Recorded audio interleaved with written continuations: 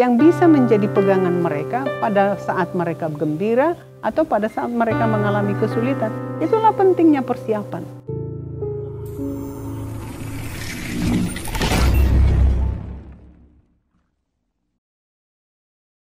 Karya Yesus itu tak terduga, sering. Tapi kalau saya lihat podcast, antara lain dari Daniel Mananta, perjumpaan orang muda itu dengan Yesus, itu bukan keinginan, bukan cita-cita, bukan harapan. Tapi yang saya lihat itu perjumpaan mereka dengan Yesus itu sungguh satu yang real gitu. Dan itu sungguh berdampak bagi mereka. Nah, jadi kalau dikatakan kata-kata Yesus atau Tuhan atau sabdanya itu betul berpengaruh untuk orang, itu yang saya lihat.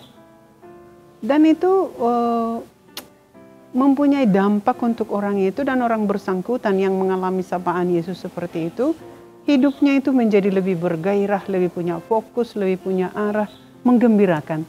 Nah, dari situlah bagi saya sendiri antara lain melihat Tuhan itu real, ada, dan menyentuh orang. Nah, jadi dari itu membuat saya makin tertarik lagi mendalami hidup rohani ini, hidup religius ini. Dan saya pikir roh yang seperti itu jugalah yang untuk calon-calon kal kekal yang kami dampingi setiap tahun di sini. Tapi itu kan bukan sesuatu yang terjadi otomatis, ya. Menghayati sabda Tuhan itu sebagai sesuatu yang menarik, menghayati perkataan Yesus itu sebagai sesuatu yang memperkuat, membaharui, itu tidak otomatis. Jadi harus ada kesiapan dari pihak saya juga. Saya selalu mempersiapkan diri saya untuk mendampingi adik-adik yang muda seperti ini, karena jalan hidup kami seperti ini tidak selalu mudah, dibutuhkan komitmen untuk menjalani hidup yang seperti ini, sehingga perbuatan-perbuatan kami itu betul-betul merupakan dorongan dari hati kami sendiri, perwujudan dari panggilan kami sendiri. Sejauh mungkin dapat bisa dibuat. Bukan hanya mereka yang belajar, saya pikir antara lain dari saya, tapi saya juga belajar dari mereka. Karena mereka ini bukan zero pengalaman. Mereka punya pengalaman religiusnya sendiri. Nah, justru saya ingin, andai saya sanggup, saya ingin menyentuh pengalaman-pengalaman mereka itu, sehingga mereka menjadi lebih sadar akan itu, lebih mengerti akan itu, melihat itu lebih bernilai, dan melihat itu sesuatu yang menggembirakan bagi mereka sendiri dan bagi orang di sekitar mereka. Jadi bukan hanya mereka yang beruntung dengan pertemuan ini, saya sendiri pun dengan mempersiapkan materi-materi saya juga dibaharui. Nah, seperti yang saya katakan tadi, saya makin tertarik dengan hidup seperti kami ini. Bukan sesuatu yang dipaksakan gitu loh. Itu menyenangkan, menggembirakan gitu loh. Nah, tapi untuk menyenangkan dan menggembirakan itu, orang perlu dibantu, orang perlu ditunjukkan caranya bagaimana. Jadi seperti saya atau teman-teman yang lain yang sudah menjalani hidup religius ini lebih lama, bisa berbagi dengan mereka, bisa bercerita dengan mereka, bisa menceritakan pengalaman kami sendiri yang mungkin menginspirasi mereka, sehingga mereka punya hidup religius seperti ini atau membaktikan diri kepada Tuhan itu bukan hanya idealisme atau cita-cita atau keinginan saja, tapi sesuatu yang real gitu. Kalau mereka masih muda, mereka mungkin belum mengalami itu, atau mungkin mereka masih sedikit mengalami itu, tapi dengan mendengarkan penjelasan-penjelasan dari kami, keinginan mereka itu diperkaya, pengetahuan mereka diperteguh, jalan mereka makin diteguhkan. Nah, itu pentingnya ini. Jadi kalau mereka yakin bahwa ini panggilannya, nah mereka sendirinya akan berbuah.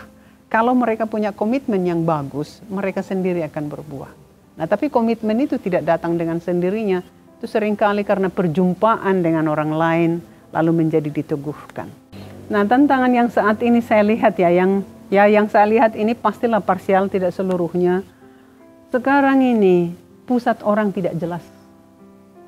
Fokus orang tidak jelas. Begitu mudahnya orang membuat dirinya menjadi fokus. Posting ini, tampil begini, mengatakan ini, itu semua fokusnya diri. Aku tampil, aku begini, aku begini. Itu keprihatinan saya dengan orang-orang muda sekarang. Kalau fokusnya yang seperti itu, mereka tidak akan kuat menjalani panggilannya. Fokusnya itu tetap siapa yang memanggil saya untuk menjalani hidup seperti ini. Itulah tantangan yang saya rasakan. Dan itu yang saya coba bantu mereka. Oke, yang sekarang ini orang mudah menjadi begitu hidup di permukaan ya, bukan dari dalam dirinya sungguh. Nah, saya ingin membantu mereka melihat tantangan ini. Kalau parsial seperti ini, mereka tidak akan bisa menikmati indahnya hidup menjadi seorang suster itu. Tidak bisa mencicipi. Karena apa? Karena pusatnya diri. Padahal pusat dari hidup religius itu, hidup kita itu, yang di atas itu, yang memberikan kekuatan, itulah pusat. Dan itulah yang membuat hidup ini menjadi indah, karena itu yang dibagikan kepada orang lain. Jadi saya membantu mereka dalam hal itu. Sangat perlu, sangat perlu. Misalnya seperti seorang ibu ya, kalau putrinya akan menikah, dia akan membekali putrinya ini. Nanti dalam keluargamu, kamu akan begini kepada mertuamu. Kamu akan begini kepada suamimu. Menjadi seorang ibu yang baik itu seperti ini. Pastilah itu persiapan yang sangat menolong untuk putrinya untuk menjadi seorang ibu. Sama dengan ini. Hidup kita ini kalau menentukan menjadi hidup seorang religius itu harus ada bekal yang bisa menjadi pegangan mereka pada saat mereka gembira atau pada saat mereka mengalami kesulitan. Itulah pentingnya persiapan. Jadi mempersiapkan diri mereka untuk merangkul hidup ini sebagai hidup mereka untuk seumur hidup. Jadi persiapan itu penting. Seperti yang tadi itu, seperti ibu menyiapkan anaknya, demikian pun proses kursus ini saya mencoba membantu mereka mempersiapkan dirinya untuk mengambil keputusan definitif dan menerima konsekuensinya itu.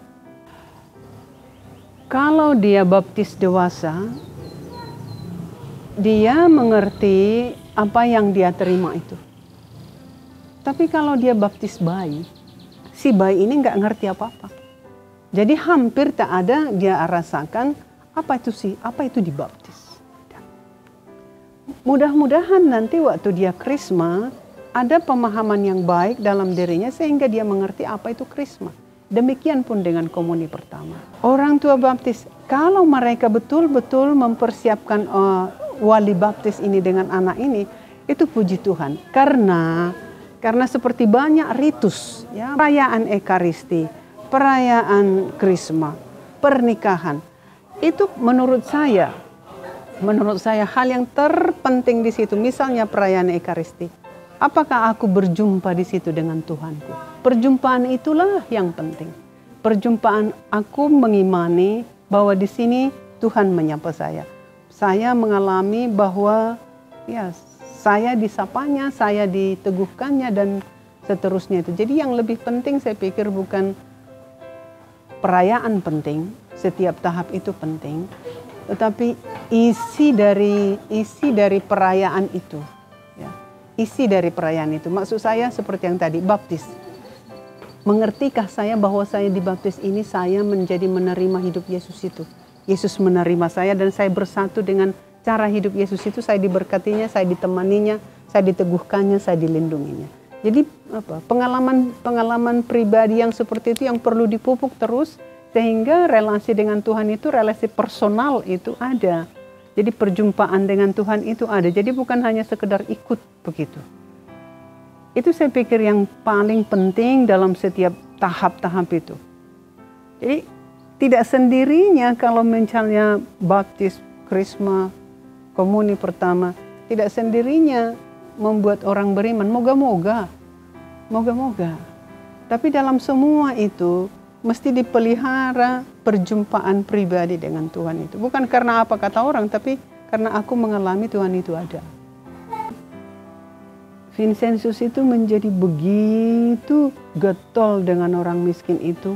Dia punya dasar yang kuat. Dia merasakan sendiri, dia sendiri itu imam yang sederhana, tapi disentuh oleh yang maha kuasa itu. Dia mengalami Tuhan itu dan dia Tuhan itu bagi dia, mengilhami dia untuk melakukan sesuatu. Jadi imannya itulah yang menggerakkan dia untuk peduli dengan orang-orang miskin seperti itu. Jadi yang sama saja dengan yang keluarga Vincentian yang sekarang ini, pertama yaitu tetap saya dipanggil Tuhan untuk mengikuti dia, untuk peduli dengan yang lain.